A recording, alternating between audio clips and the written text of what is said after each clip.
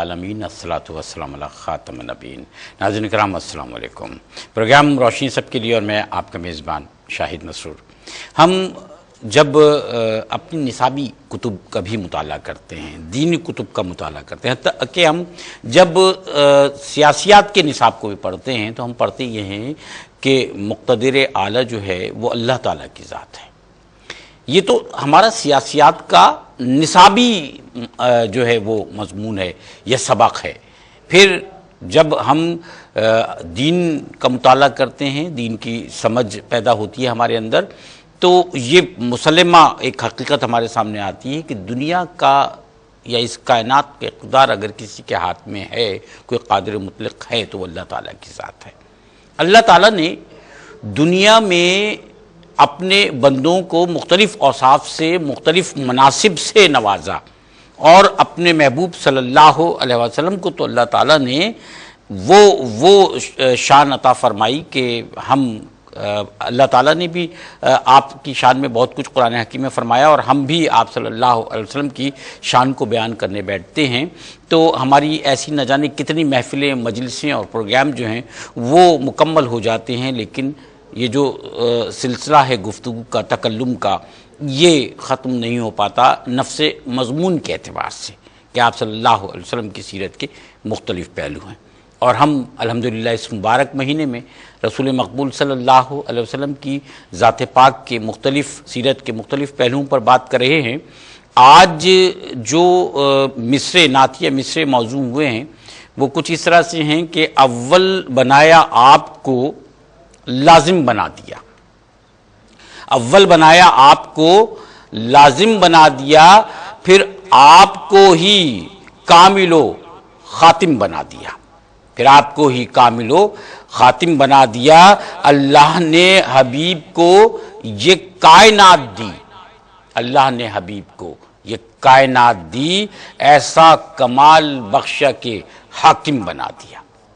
اور آج کا جو ہمارا موضوع ہے وہ یہی ہے کہ رسول مقبول صلی اللہ علیہ وآلہ وسلم بحیثیت حاکم۔ اب دیکھنا یہ ہے کہ ہم جو آج اس دنیا کے عسکری تقاضوں میں، عصری تقاضوں میں اور عصری معاملات میں اتنے الجھ گئے ہیں کہ ہم دنیاوی حاکم جو ہیں، جو آج کے موجودہ حاکم ہیں، ان حاکموں کی معاملات میں دنیا بھر کی بات کر رہا ہوں، ان کی رسہ کشیوں میں ان کے معاملات کو دیکھتے ہوئے پتہ نہیں کیا کیا خاکے بنا رہے ہوتے ہیں۔ اب دیکھنا یہ ہے کہ جو اصل حاکم ہیں، جن کو اللہ تعالیٰ نے حاکم بنایا ہے، وہ کیسے ہیں، وہ کیا صفات ہیں ذات پاک کی صلی اللہ علیہ وسلم کی، وہ کیا خوبیاں ہیں جو ہونی چاہیے ایک حاکم کے اندر۔ آج اس موضوع پر بات کرنے کے لیے ہم نے جن جید علماء کرام کو اپنے اس پروگرام میں اسٹوڈیوز میں مدعو کیا ہے، اس لائیو پروگرام میں ان میں آپ کے جانے پہچانے محترم پروفیسر ڈاکٹر فرید الدین قادری صاحب ہمارے ساتھ موجود ہیں۔ السلام علیکم قادری صاحب۔ وعلیکم السلام۔ آپ کی جانے پہچانے ہمارے ساتھ تشریف فرما ہے محترم پروفیسر نور احمد شاہتا صاحب۔ السلام علیکم۔ اور آپ کی جانے پہچانے محترم مفتی سہیل رضا امجدی صاحب۔ السلام علیکم مفتی صاحب۔ وعلیکم السلام ورحمۃ اللہ وبرکاتہ۔ سبحان اللہ۔ گفتگو کا آغاز آپ تینوں کی اجازت سے محترم ڈاکٹر صاحب، محترم پروفیسر فرید الدین قادری صاحب، مختلف جو اللہ تعالیٰ نے پیغمبر اس دنیا میں بھیجے، انہوں نے جو ان کا منصب تھا بحیثیت میسنجر، وہ انہوں نے ادا فرمایا۔ کہیں کسی کے بھی تذکرے کے ساتھ ہمیں سربراہ مملکت یا سربراہ حکومت کا تذکرہ نہیں ملتا، لیکن رسول مقبول صلی اللہ علیہ وسلم جہاں آپ پیغمبر، نبی اور رسول بنا کر بھیجے گئے، وہیں آپ ایک اسلامی فلاحی ریاست کے سربراہ کی حیثیت سے بھی ہمارے سامنے آتے ہیں۔ یہ جو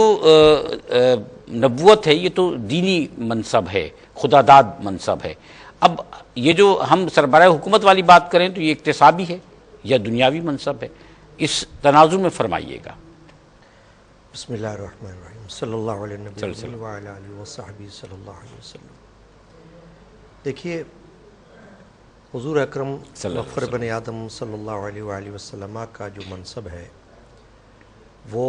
چاہے آپ نبوت کے حوالے سے دیکھیں چاہے آپ حاکمیت کے حوالے سے دیکھیں، یہ دونوں منصب من جانب اللہ ہے، بلا شبہ۔ اس لیے کہ جہاں تک قرآن مجید کی طرف اگر ہم نظر ڈالیں تو اللہ تبارک و تعالیٰ نے نبی کریم صلی اللہ علیہ وسلم کے اقوال کو، افعال کو بھی اپنی جانب منسوب فرمایا ہے، اور جہاں اپنی اطاعت کا حکم دیا ہے وہیں ساتھ ہی ساتھ فوراً بعد نبی کریم علیہ الصلوۃ والسلام کی اطاعت کا بھی حکم دیا ہے، صحیح، جس سے یہ ثابت ہوتا ہے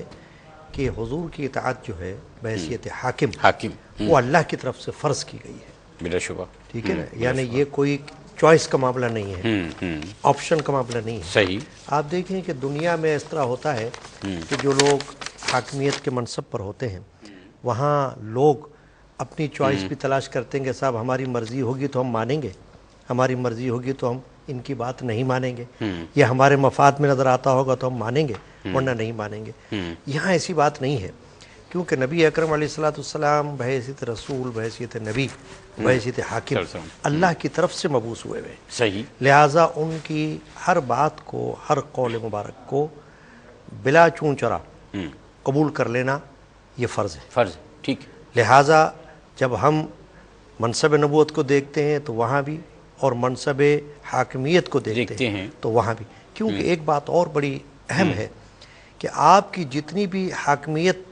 ہمیں نظر آتی ہے وہ سب اللہ کے مرضی کے مطابق ہی نظر آتی ہے نا۔ بلا شبہ، اگر وہ نبوت کے کوئی کارہائے نمایاں انجام دیتے نظر آتے ہیں تو وہ بھی اللہ کی مرضی سے ہوتے۔ بلا شبہ، وما ينطق عن الهوى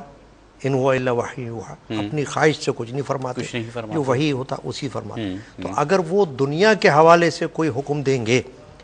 مثال کے طور پر آپ نماز چھوڑ دیں، روزہ چھوڑ دیں، آپ دنیا کے کوئی کام کے حوالے سے، وہ بھی اللہ کی مرضی کے بغیر نہیں ہو سکتا۔ لہٰذا نبی اکرم علیہ الصلوۃ والسلام کو بحیثیت حاکم اگر دیکھنا ہوگا تو من جانب اللہ کے مرضی کے مطابق ہی اسی تناظر میں دیکھنا ہوگا۔ سبحان اللہ، کیا بات ہے۔ میں محترم پروفیسر شاہتاز صاحب آپ سے جاننا چاہوں گا کہ ہم نے پروگرام کی ابتدا بھی یہی کی کہ اقتدار اعلیٰ تو اللہ تعالیٰ کے پاس ہے، اور یعنی مقتدر اعلیٰ جو ہے وہ اللہ تعالیٰ ہے، قادر مطلق ہے۔ تو آپ صلی اللہ علیہ وسلم کو جب اللہ تعالیٰ نے حاکم بنایا، یہ درجہ عطا فرمایا، تو آپ صلی اللہ علیہ وسلم کی حکمت کا مرکز و محور کیا ہے؟ کون سا حکم نافذ کرنا ہے،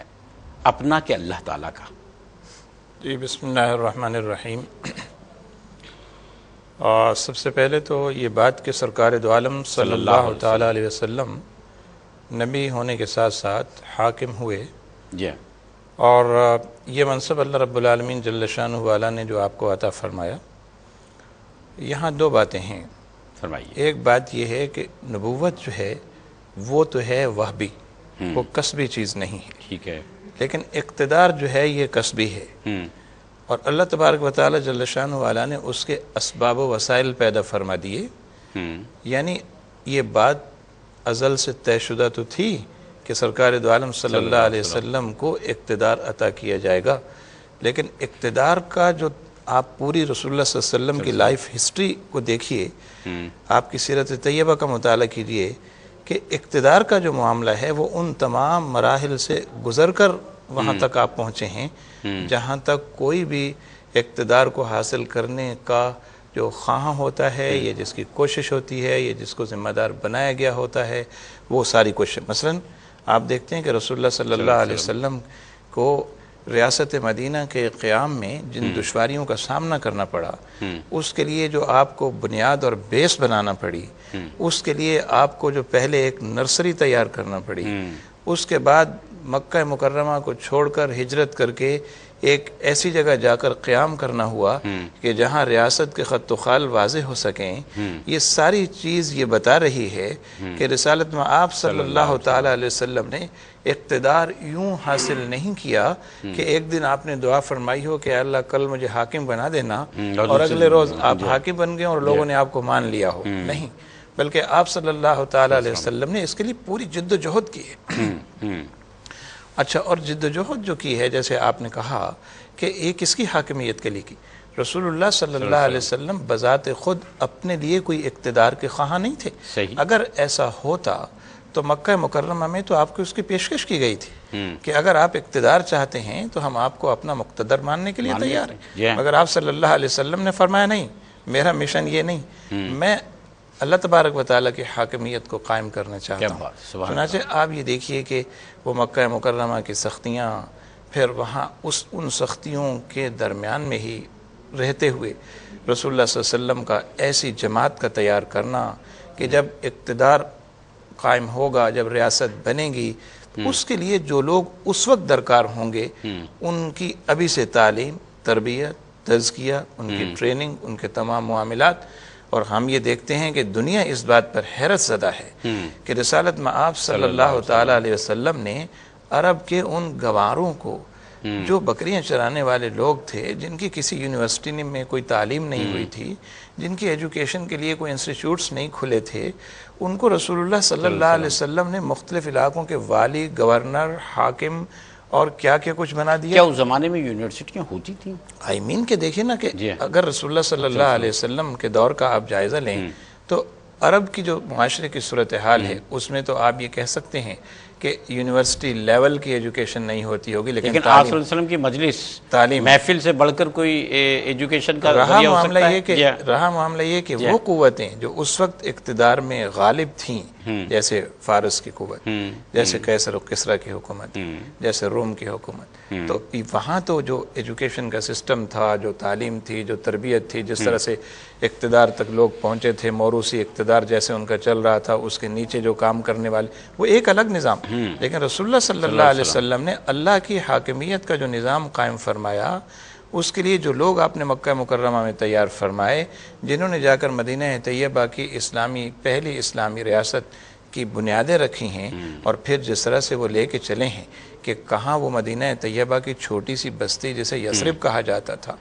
اور جس کا حدود اربع بہت ہی مختصر سا تھا، اور کہاں تھوڑے ہی عرصے کی جد و جہد میں سرکار دو عالم صلی اللہ علیہ وسلم نے اسلامی ریاست کے حدود کو کہاں سے کہاں تک پہنچا دیا۔ محترم مفتی سہیل اعظم جدید صاحب، آپ کی اجازت سے میں ایک وقفے پر جانا چاہتا ہوں، پھر انشاءاللہ آتے ہیں تو اس بات کو آگے بڑھاتے ہیں۔ ناظرین کرام، رسول اللہ صلی اللہ علیہ وسلم کی سیرت کے مختلف پہلوؤں کو سمجھنا یہ اس لیے ہم پر ضروری اور فرض ہے کہ ہم جب تک سمجھیں گے نہیں اس وقت تک عمل کا جو پہلو ہے وہ ہمارے سامنے بہتر طور پر نہیں آ سکے گا۔ محبت کا راستہ یہی ہے کہ انسان پہلے محبت میں جو ہے وہ آگے بڑھتے ہوئے دل میں بسائے، ذہن میں اس شعور کو اجاگر کرے اور پھر عمل کا راستہ اختیار کرے۔ حاضر ہوتے ہیں ایک وقفے کے بعد۔ نور احمد شاہتا صاحب اور محترم مفتی سہیل اعظم جدید صاحب موجود ہیں۔ ہم گفتگو کر رہے ہیں آج سیرت پاک صلی اللہ علیہ وسلم کے جس پہلو پر، وہ ہے آپ صلی اللہ علیہ وسلم بحیثیت حاکم۔ اور میں محترم مفتی سہیل اعظم جدید صاحب سے جاننا چاہوں گا کہ آپ صلی اللہ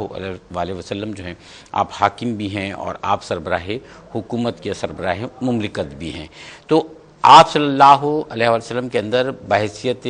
حاکم یا لیڈر، حاکم کو ہم لیڈر ہی کہتے ہیں، حاکم یا لیڈر، اور بحیثیت سربراہ حکومت یا مملکت جو خوبیاں ہیں یا نظر آتی ہیں ہمیں، وہ کیا ہیں، وہ فرمائیے۔ بسم اللہ الرحمن الرحیم، اللہم صلی علی سیدنا و مولانا محمد وعلی آلہ و اصحابہ وبارک وسلم۔ دیکھیں، حضور سید عالم صلی اللہ علیہ وسلم کی حاکم ہونا، آپ کی حاکمیت، یا آپ کہہ دیجئے کہ آپ علیہ السلام کا حکمران ہونا، آپ علیہ السلام سے پہلے بھی کئی حکمران گزرے، لیکن حاکمیت کا تصور یہ تھا کہ جو حاکم ہے وہ مکمل طور پر اپنی رعایا پر غلبہ رکھتا ہے، لیکن اس میں اللہ تعالیٰ کی حاکمیت کا کوئی تصور موجود نہ تھا، الا یہ ہے کہ کوئی پیغمبر یا رسول جو ہیں وہ بادشاہ گزرے، جس طرح سلیمان علیہ السلام وہ بھی بادشاہ گزرے ہیں۔ تو آپ نے اللہ تعالیٰ کی حاکمیت کے طور پر، مطلب اللہ تعالیٰ کے خلیفہ ہونے کی بنیاد پر آپ نے جو ہے وہ حکمرانی فرمائی، لیکن تصور ایک ظاہری طور پر، جنرلی طور پر یہی تھا کہ جو حاکم ہے وہ رعایا کا مالک ہے اور ان کے اوپر دبدبہ رکھنے والا ہے، غالب ہے ان پر، جو وہ چاہے وہ کرے، جو نہ چاہے وہ نہ کرے.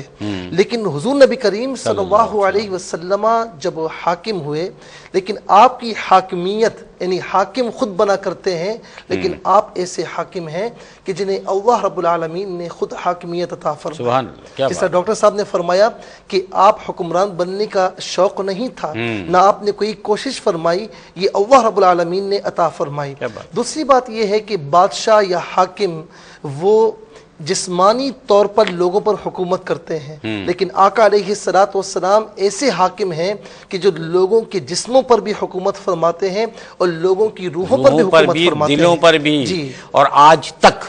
رہتی دنیا تک. سبحان اللہ. جی اچھا، حاکم ہوتے ہیں فقط انسانوں پر حاکم ہوتے ہیں، لیکن آقا علیہ الصلوۃ والسلام اللہ تعالیٰ کی جتنی مخلوقات ہیں تمام پر حاکم ہیں. اللہ تعالیٰ نے گواہی دے دی نا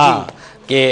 سب کے لیے رحمت بنا کر بھیجا. اور ایسے حاکم کہ اللہ رب العالمین فرماتا ہے کہ یا ایھا الذین آمنوا اطیعوا اللہ واطیعوا الرسول، کہ اطاعت کرو اللہ کی اور اطاعت کرو رسول کی. اور فرمایا کہ ما آتاکم الرسول فخذوا وما نہاکم عنہ فانتہوا. عام حاکم جو ہوتا ہے نا، اس کا حکم اگر نہ مانا جائے تو یہ بات نہیں کہی جا سکتی کہ اللہ رب العالمین ناراض ہوا یا راضی ہے. لیکن آپ ایسے حاکم ہیں کہ اللہ رب العالمین خود فرما رہا ہے کہ جو میرا رسول تمہیں عطا فرمائے اسے لے لو، وَمَا نَهَاكُمْ عَنْهُ فَانْتَهُوا، اور جس چیز سے تمہیں روکے اس سے رک جاؤ. تو لیکن اس کے باوجود جب آپ نے مدینہ منورہ پر آپ حکمران ہوئے، بظاہر حاکم ہوئے، تو آپ علیہ الصلوۃ والسلام نے وہ جو تصور ہے اللہ کی حاکمیت کا،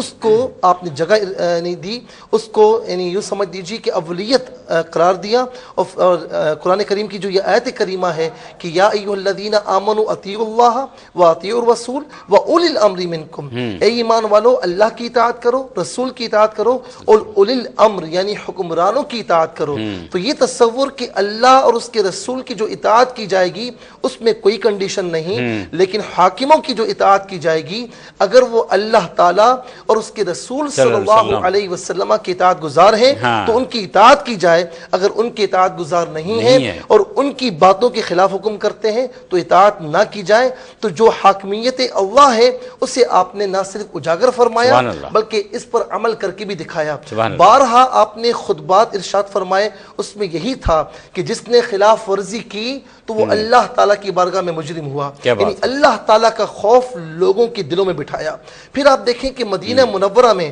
جب آپ حاکم بنے، آپ نے ہجرت فرمائی، اس کے بعد جو ہے پہلی اسلامی ریاست، اسلامی فلاحی ریاست جو مدینہ منورہ میں قائم ہوئی، تو پہلی بات یہ تھی کہ ایک دینی مرکز بنانا تھا. سبحان اللہ. دوسری بات یہ تھی کہ جو مہاجر صحابہ ہیں، مہاجرین ہیں، ان کی آباد کاری کا مسئلہ تھا. اور تیسری بات جو بڑی اہم تھی کہ دفاعی انتظامات کرنا اور شہر کے انتظامات کو ترتیب دینا. حضور سید عالم صلی اللہ علیہ وسلم نے پہلا جو اسلامی مرکز قائم فرمایا مدینہ منورہ میں مسجد نبوی علیہ السلام کی صورت میں. اور شاہد بھائی ایسا شاہکار اسلامی مرکز، انتہائی سادہ، اور وہیں پر تمام فیصلے ہو رہے تھے، چاہے وہ نماز کا معاملہ ہو یا چاہے کسی کے درمیان فیصلہ کرنا ہو، چاہے وہ فوت کا معاملہ ہو، سارے معاملات وہیں پر ہو رہے تھے. اور مہاجرین کی آباد کاری کا مسئلہ آپ نے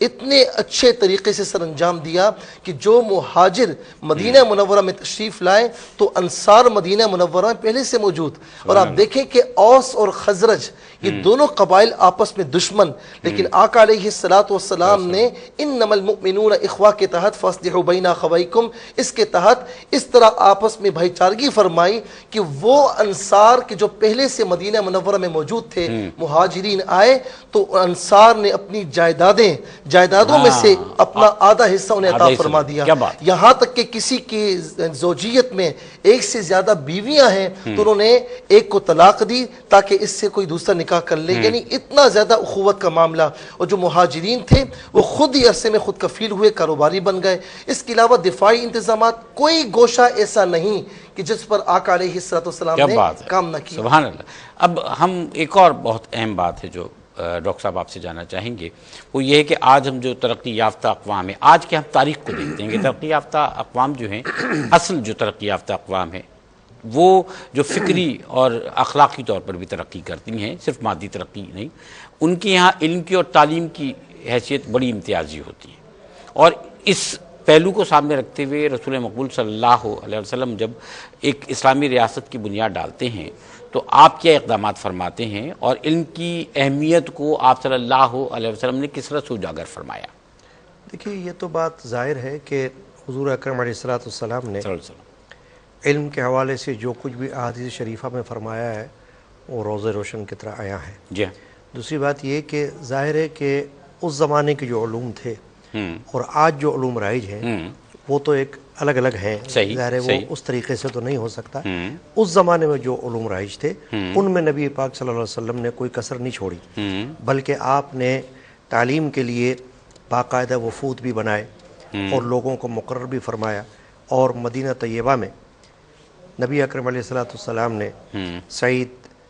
بن العاص رضی اللہ تعالیٰ عنہ کو مقرر فرمایا کہ وہ لوگوں کو لکھنا پڑھنا سکھائیں. وہ خود بھی خوش نویس تھے حضرت سعید رضی اللہ تعالیٰ، لوگوں کو لکھنا پڑھنا سکھائیں. اس کے علاوہ آپ یہ دیکھیے کہ جو اصحاب صفہ کا ہمیں جو ایک سیٹ اپ نظر آتا ہے وہ علم ہی کے حوالے سے، کیونکہ ان کا کام کیا تھا کہ وہ نبی اکرم علیہ السلام کے بارگاہ اقدس میں علم کے حصول کے لیے وہاں پر آیا کرتے تھے. نہ صرف یہ ہے کہ مقامی لوگ بلکہ باہر سے، مدینہ طیبہ کے باہر سے بھی لوگ آ کر وہاں پر علم حاصل کیا کرتے.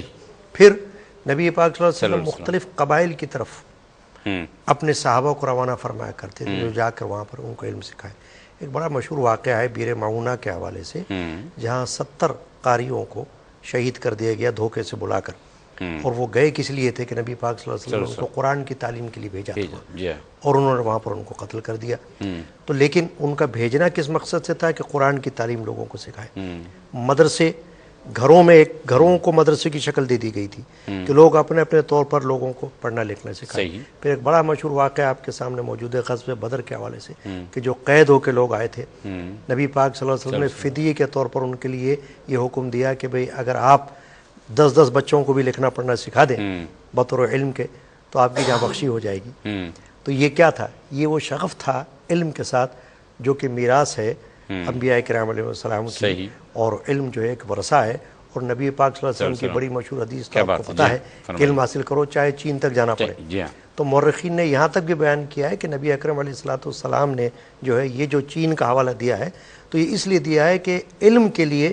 جہاں تک بھی ممکن ہو سکے، اس زمانے میں دور دراز علاقوں میں جہاں تک بھی ممکن ہو سکے، دور دراز تک بھی ممکن ہو سکے جائیں. یہی وجہ تھی کہ آپ دیکھیں بعد میں بھی صحابہ اکرام دور دراز کا سفر بھی اختیار کیا کرتے تھے، یہاں تک کہ حدیثوں کے حصول کے لیے کہیں کہیں بھی جانا پڑ جاتا تھا. وہ جایا کرتے تھے کہ ہمیں ایک حدیث بھی اگر کہیں سے مل جائے ہم اس سے حاصل کر لیں، کیونکہ اس زمانے میں جتنا علم تھا وہ ظاہر حدیث فقہ، کیونکہ اصحاب صفہ بھی قرآن مجید کے ساتھ ساتھ فقہ کی تعلیم بھی حاصل کرتے تھے، اور نبی کریم علیہ السلام خود بھی انہیں تعلیم دیتے تھے اور صحابہ کرام کو مقرر کیا تھا. عبداللہ بن سامت رضی اللہ عنہ کا ذکر موجود ہے کہ وہ صحابہ کو وہاں پڑھایا کرتے تھے. ٹھیک. اچھا، میں پروفیسر شاطا صاحب آپ سے جاننا چاہوں گا، آج کے جو حکمران ہیں بلکہ جو اچھے حکمران ہوتے ہیں ان کے بارے میں یہ کہا جاتا ہے کہ وہ اپنی ریاست کی خارجہ اور داخلہ دونوں پالیسیوں کو بہتر طریقے سے مدون کرتے ہیں، خارجہ امور پر بھی نظر رکھتے ہیں اور داخلی امور پر بھی نظر رکھتے ہیں. رسول مقبول صلی اللہ علیہ وسلم نے جب مدینہ کی ریاست قائم فرمائی تو ہم جاننا یہ چاہتے ہیں کہ آپ صلی اللہ علیہ وسلم تو وہ مبارک بڑی ہستی ہیں نا کہ جن سے سیکھا بعد میں لوگوں نے، تو ابتدا ہوتی ہے یہاں سے فلاحی ریاست کی. آپ صلی اللہ علیہ وسلم نے کس طرح سے داخلی امور پر نظر رکھی، اور آپ بہت بڑے مدبر ہیں، دور اندیش ہیں، تو آپ صلی اللہ علیہ وسلم نے جو خارجہ امور تھے اور عسکری امور تھے ان کو بھی کس طرح سے دیکھا بھی اور ان کو مدون فرمایا؟ جی، نبی اکرم صلی اللہ تعالیٰ علیہ وسلم کی جب ہم داخلہ اور خارجہ پالیسی کا جائزہ لیتے ہیں سیرت طیبہ کی روشنی میں، تو ہمیں یہ پتہ چلتا ہے کہ آپ صلی اللہ تعالیٰ علیہ وسلم نے اس کی بنیادیں مکہ مکرمہ ہی میں رکھ دی تھیں. ٹھیک. اور آپ کو یاد ہوگا کہ مدینہ طیبہ سے جو وفد نبی صلی اللہ علیہ وسلم کی خدمت میں حاضر ہوا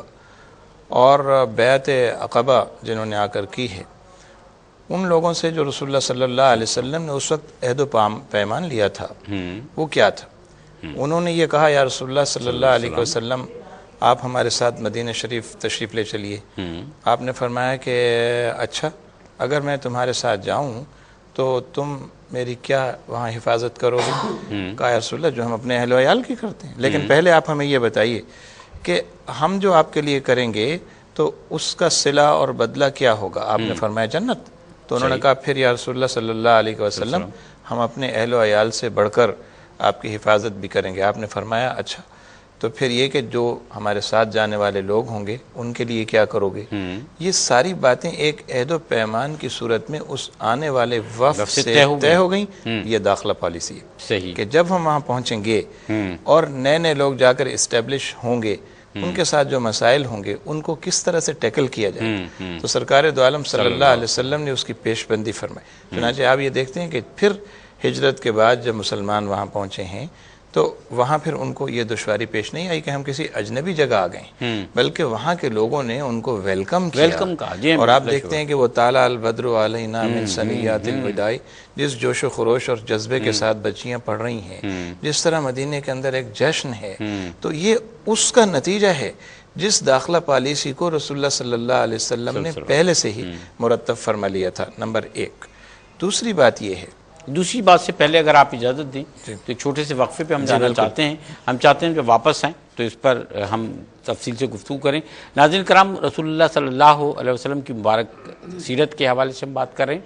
اور ہم آپ صلی اللہ علیہ وسلم بحیثیت حاکم بات کریں تاکہ آج ہمیں یہ پتہ چل سکے کہ رسول اللہ صلی اللہ علیہ وسلم نے حکمرانی کے اصول ہمیں آپ کو کیا وضع کر کے دیے ہیں. ہمارے ساتھ رہیے گا.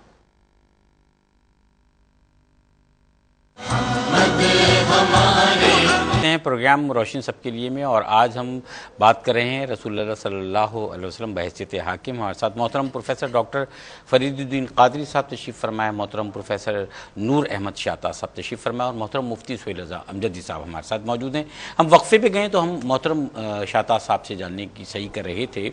کہ رسول اللہ صلی اللہ علیہ وسلم کی بحیثیت حاکم داخلہ اور خارجہ پالیسی کیا تھی. آپ مختلف نکات فرما رہے تھے. دوسرا میں یہ عرض کر رہا تھا کہ دوسری بات نبی کریم صلی اللہ علیہ وسلم کا بحیثیت ایک مدبر حاکم کے وہ اقدام ہے جو ہمیں سیرت کی کتابوں میں میثاق مدینہ کے نام سے ملتا ہے. بلا شبہ یعنی آپ صلی اللہ علیہ وسلم نے مدینہ طیبہ کی اقوام کی صورتحال کو مشاہدہ فرمانے کے بعد ایک ایسا زبردست اقدام کیا ہے. داخلہ مخالفتیں ہو رہی ہیں لیکن آپ مدبر ہیں، داخلہ پالیسی کو مضبوط کرنے کے لیے آپ صلی اللہ علیہ وسلم کا یہ اقدام اتنا شاندار ہے کہ اقوام عالم بھی آج حیرت زدہ ہیں کہ محمد صلی اللہ علیہ وسلم اتنے مدبر حاکم تھے کہ مدینے کی تمام اقوام کو اپنے ساتھ ملایا اور پھر اپنی بالادستی ان پہ قائم رکھی. اقتدار حضور صلی اللہ علیہ وسلم کو حاصل ہوگا، فیصلے حضور فرمائیں گے، کسی پر کوئی حملہ نہیں کرے گا، نبی صلی اللہ علیہ وسلم کی اجازت درکار ہوگی.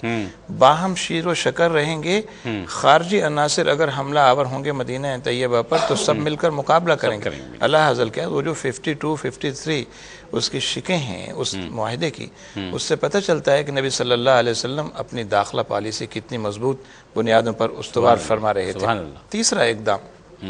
تیسرا اقدام نبی صلی اللہ علیہ وسلم نے یہ فرمایا کہ اب چونکہ یہ پتہ تھا کہ مکہ والے چین سے نہیں بیٹھیں گے، وہ کسی وقت بھی حملہ آور ہوں گے، وہ یہاں مسلمانوں کو ہمیں پریشان کرتے رہیں گے، ان کی سرشت میں یہ بات ہے، انہیں یہ گوارا نہیں ہوگا کہ یہاں اقتدار حاکمیت خداوندی قائم ہو. اس لیے کہ لوگ تو اس وقت عادی تھے انسانوں پر حکمرانی کی، اور یہاں رسول اللہ صلی اللہ علیہ وسلم نے اللہ کی حاکمیت انسانوں پر قائم کرنے کا جو تصور دیا ہے یہ بذات خود ایک بہت بڑی بات تھی. تو یہاں نبی صلی اللہ علیہ وسلم نے پھر تیسرا بڑا اقدام یہ کیا کہ مدینہ طیبہ کے آس پاس کے جو قبائل تھے، مضافاتی علاقے تھے، وہاں کے لوگوں سے ملاقاتیں کرنا، ان کے ساتھ تعلقات قائم فرمانا، ان کے ساتھ یہ جو قباء میں آپ کا قیام ہے یہ بھی اسی کا حصہ ہے. آپ چاہتے تو براہ راست یثرب تشریف لے جاتے جو مدینہ طیبہ ہے، اور جہاں مسجد نبوی آپ نے بعد میں قائم فرمائی ہے وہیں پڑاؤ ہوتا، لیکن آپ قباء کے مقام پر قیام پذیر ہوئے تاکہ مضافاتی علاقوں کے لوگ وہاں آئیں، ان کے ساتھ ملاقاتیں، ان کے ساتھ راہ و رسم بنے، اپنی داخلہ پالیسی کو مضبوط کیا جائے. یہ تو داخلہ پالیسی کی میں نے ایک باتیں عرض کی کیونکہ وقت کم ہے. خارجہ پالیسی کے اعتبار سے نبی صلی اللہ علیہ وسلم کے جو اقدامات ہیں وہ ہم دیکھتے ہیں کہ آپ صلی اللہ تعالیٰ علیہ وسلم نے جتنی بھی وہ قوتیں جو شر کی قوتیں ہو سکتی تھیں، جو نقصان پہنچا سکتی تھیں، ان سے جو حفاظتی تدابیر ہو سکتی تھی، نبی اکرم صلی اللہ علیہ وسلم نے بڑے احسن طریقے سے ان کو مدبرانہ طریقے سے آپ نے جو ہے وہ پایہ تکمیل کو پہنچایا. مثلا آپ صلی اللہ تعالیٰ علیہ وسلم نے جب مدینہ طیبہ سے آئے ہوئے وفد کو یہ فرمایا تھا کہ تم وہاں ہمارے گویا کہ میزبان بنو گے، تو آپ نے ان میں نقیب مقرر فرمائے، 12 نقیب، اور آپ نے ان کو مختلف ڈیوٹیز تفویض فرمائی کہ تمہاری یہ ڈیوٹی ہوگی، تمہاری یہ ذمہ داری ہوگی، یہ کام۔ تو یہ کیا تھا کہ خارجی عناصر کل جو مدینہ طیبہ پہ اگر حملہ آور ہوں تو خود مدینہ کے اندر سے ان کے لیے ایک ریزسٹنس جو ہے وہ پیدا ہو، دفاعی کیفیت اندر سے پیدا ہو۔ پھر اس کے علاوہ مختلف والیوں کو خطوط لکھنا، شاہان عرب کو خطوط لکھنا، وفود بھیجنا، سفارتکاری کا سلسلہ قائم فرمانا، اور پھر یہ کہ نبی صلی اللہ علیہ وسلم کے پاس آنے والے جو وفود ہیں ان کو عزت و تکریم کے ساتھ ٹھہرانا، ان کے ساتھ تعلقات پیدا کرنا۔ اور نبی صلی اللہ علیہ وسلم یہاں تک کہ عیسائیوں کا ایک وفد آیا ہے، حضور صلی اللہ علیہ وسلم نے اسے مسجد نبوی میں اتارا ہے، خود نبی صلی اللہ علیہ وسلم اس کی خدمت میں لگے ہوئے ہیں۔ حبشہ کا ایک وفد آیا ہے، حضور صلی اللہ علیہ وسلم ان کے قیام و طعام کا خود انتظام فرما رہے ہیں۔ کسی نے کہا یا رسول اللہ ہم کریں گے، فرمایا حبشہ والوں نے ہمارے ساتھیوں کے ساتھ بہت اچھا بہت رواداری کا رویہ اختیار کیا۔ تو یہ خارجہ پالیسی کی وہ چند باتیں ہیں۔ یہ چند باتیں اگر گفتگو ہو تو بہت سارے پہلو نکل کے آتے ہیں۔ میں محترم مفتی سہیل اعظم جدید صاحب آپ سے جاننا چاہوں گا،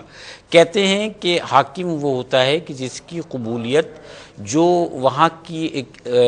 رہنے والے لوگ ہوتے ہیں ان کے دلوں میں بھی ہو، اور پھر وہ حاکم جو ہے اس کے لیے یہ بھی ضروری ہے کہ وہ اس کے اندر بھی جذبہ موجود ہو کہ وہ لوگوں کی مدد کرنا چاہتا ہو، وہ جو فلاحی اور رفاہی سرگرمیوں کا جذبہ ہوتا ہے وہ بھی ہونا چاہیے۔ ان شرائط کے تناظر میں ہم آپ صلی اللہ علیہ وسلم کی سیرت کے کون کون سے پہلوؤں کو دیکھتے ہیں؟ دیکھیں، مدینہ منورہ میں جو اسلامی ریاست قائم ہوئی،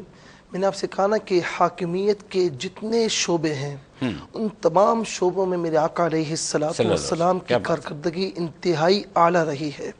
اور ایک حاکم جو ہے وہ آپ کی سیرت طیبہ میں جس گوشے پر نظر ڈالے وہاں سے رہنمائی کے پہلو لے سکتا ہے۔ سید عالم صلی اللہ علیہ وسلم جس طرح قبلہ پروفیسر صاحب نے فرمایا کہ اس طریقے سے آپ نے ایک پالیسی اختیار فرمائی کہ مدینہ منورہ میں یہودی غیر تھے،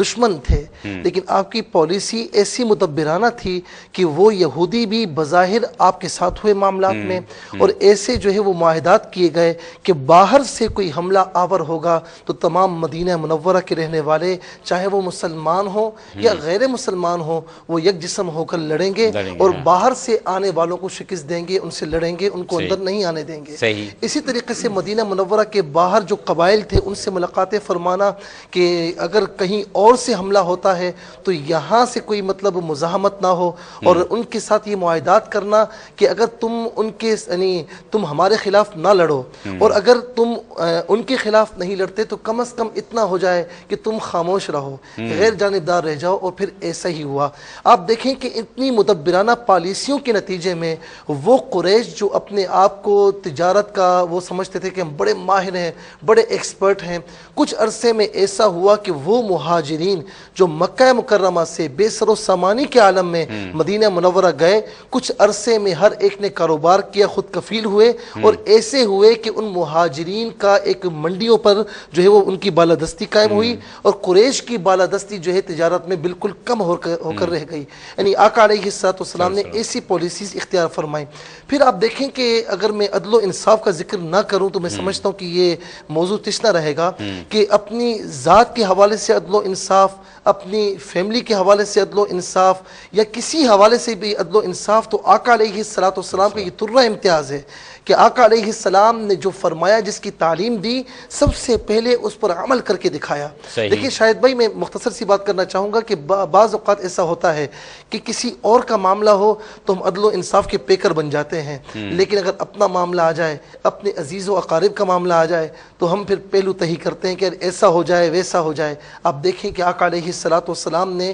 ایک صحابی جو ہے وہ اس وقت صحابہ کرام کی صف ترتیب دے رہے تھے، ایک صحابی کو چھڑی ماری، اس نے عرض کی یا رسول اللہ مجھے آپ سے بدلہ چاہیے۔ آقا علیہ السلام نے بدلے کے لیے اپنے آپ کو پیش فرمایا، عرض کی یا رسول اللہ آپ نے میری ننگی پیٹھ پر مارا تھا، لہٰذا آپ بھی قمیص مبارک اتاریے۔ صحابہ کرام دم بخود حیران، لیکن آقا علیہ السلام دو جہاں کے سردار پروردگار اپنے آپ کو عدل و انصاف کے لیے پیش فرماتے ہیں اور قمیص مبارک اتارتے ہیں۔ یہ ایک مختلف بات ہے کہ اس صحابی نے یہ عمل کیوں کیا کہ جب مہر نبوت چمک رہی تھی وہ آئے آقا علیہ السلام سے لپٹ گئے، عرض کی یا رسول اللہ بخدا کوئی بدلہ لینے کا ارادہ نہیں تھا، فقط یہی تھا کہ اگر میں نے یہ سنا ہے کہ اگر آپ کے جسم میں اقدس سے کوئی چیز مس ہو جائے اسے جہنم کی آگ نہیں چھوئے گی، بس یہ ارادہ تھا۔ لیکن آقا علیہ السلام نے اپنے آپ کو پیش فرمایا۔ اور ایک بات، فاطمہ بنت جو ہے وہ اسد نے چوری کی تو بعض سفارشات کی گئیں تو آقا علیہ السلام غضب میں تشریف لائے اور فرمایا کہ اس کے بدلے میں اگر میری بیٹی کی ہوتی اسے بھی سزا ملتی۔ سبحان اللہ۔ میں ایک بہت ہی اہم بات ہے، بہت کم وقت ہے، میں چاہتا ہوں کہ 1.5-2 منٹ میں بات ہو جائے کہ ہم آپ صلی اللہ علیہ وسلم کی سیرت مبارکہ پہ بات کریں اس لیے کہ آج ہم سیکھ سکیں۔ آپ صلی اللہ علیہ وسلم کی سیرت کو سامنے رکھتے ہوئے، بحیثیت حاکم آپ صلی اللہ علیہ وسلم کی خوبیوں کو سامنے رکھتے ہوئے، آج کے حکمرانوں میں وہ کون سے اوصاف، وہ کون سی خوبیاں ہونا چاہیے جو آپ صلی اللہ علیہ وسلم نے ہمیں عطیہ کی ہیں، وہ فرمائیے۔ دیکھیے نا، بحیثیت مسلمان جی حضور اکرم صلی اللہ علیہ وسلم نے جو کچھ بھی قرآن مجید کے حوالے سے فرمایا ہے، حاکمیت کے حوالے سے فرمایا ہے، فلاح کے حوالے سے فرمایا ہے، عدل کے حوالے سے فرمایا ہے، علم کے حوالے سے فرمایا ہے، یہ سارے پہلو ایسے ہیں کہ جو موجودہ حکمرانوں کو دعوت فکر دیتے ہیں۔ کیونکہ دیکھیں نا، فلاح کا جو پہلو ہے وہ کوئی محدود نہیں ہے، بڑا وسیع پہلو ہے، اور علم کا پہلو بھی بہت وسیع ہے۔ ہر اعتبار سے نبی اکرم علیہ السلام کی ذات پاک کو اللہ تبارک و تعالی نے ہمارے لیے ایک نمونہ بنایا ہوا ہے، اور قرآن مجید میں ارشاد بھی اس کا لقد کان لکم فی رسول اللہ اسوۃ حسنہ۔ اب اس اسوہ حسنہ کو دیکھتے ہوئے حکمرانوں کو تو یہ چاہیے، کیونکہ دیکھیں نا جو رعایا ہے وہ تو دیکھتے ہیں حکمرانوں کی طرف کہ صاحب ہمیں ان سے کچھ ملے گا۔ اب حکمراں اگر نبی پاک کی طرف دیکھیں تو بیڑا پار ہو جائے گا، کہ وہ یہ دیکھیں کہ ہمیں نبی پاک صلی اللہ علیہ وسلم کی سیرت پاک میں کیا ملتا ہے، کس طریقے سے انہوں نے لوگوں کے لیے فلاح کے پہلو نمایاں فرمائے، کس طریقے سے علم پہنچایا لوگوں کو، کیسے عدل پہنچایا۔ جیسے کہ بھی یہاں پر تذکرہ ہو رہا ہے کہ آپ نے تو خود عدل کے لیے اپنی ذات پاک کو پیش کر دیا، تو دوسروں کے لیے کیسا نہ ہوگا۔ بڑا مشہور واقعہ ہے کہ آپ نے سنا ہوگا حدیث پاک میں کہ ایک شخص آیا ذوالخویسرہ، اور اس نے مال کی تقسیم کے لیے نبی پاک صلی اللہ علیہ وسلم کے بارگاہ میں گستاخانہ طور پر کہا کہ عدل فرمائی۔ تو حضور نے فرمایا اگر میں عدل نہیں کروں تو کون عدل کرنے والا ہوں؟ یعنی اس کو یہ جہالت والا آدمی تھا، اس کو تو معلوم نہیں تھا کہ سرکار دو عالم صلی اللہ علیہ وسلم تو عدل کے اس مقام پر کھڑے ہیں کہ لوگوں کو ان سے عدل سیکھنا ہے۔ صحیح، سبحان اللہ۔ تو حضور پاک صلی اللہ علیہ وسلم سے حکمرانوں کو ہر پہلو سے، ہر شعبے میں سیکھنے کے لیے بہت سبحان اللہ۔ بہت شکریہ محترم ڈاکٹر پروفیسر فرید الدین قاضی صاحب آپ کا، محترم پروفیسر نور احمد شاطا صاحب آپ کا، محترم مفتی سہیل امجدی صاحب آپ کا۔ ناظرین کرام، اس کائنات میں اللہ تعالیٰ کی ذات سے بڑا کوئی نہیں، اللہ تعالیٰ کے نبی صلی اللہ علیہ وسلم سے بڑی مبارک ہستی اللہ تعالیٰ کے بعد کوئی نہیں، اور الحمدللہ اللہ تعالیٰ جس کے پاس اصل اقتدار اعلیٰ ہے، وہ اللہ تعالیٰ جس نے آپ صلی اللہ علیہ وسلم کو حاکم بنایا، اس اللہ تعالیٰ نے ہمیں اپنا نائب بنایا بحیثیت انسان، اور آپ صلی اللہ علیہ وسلم کی امت میں ہمیں پیدا فرمایا اور ہمیں یہ شرف بخشا کہ ہم آپ صلی اللہ علیہ وسلم کا پیغام دنیا تک پہنچائیں، یعنی وہ دین، وہ شریعت جو اللہ تعالیٰ نے آپ صلی اللہ علیہ وسلم کو بخشی وہ ہم دنیا تک پہنچائیں۔ یہ منصب بھی سوچئے کہ کتنا بڑا ہے۔ آج کا حاکم اتنے بڑے منصب پر فائز نہیں کہ جتنے بڑے مناصب اللہ تعالیٰ نے ہمیں بخشے ہیں۔ اللہ حافظ۔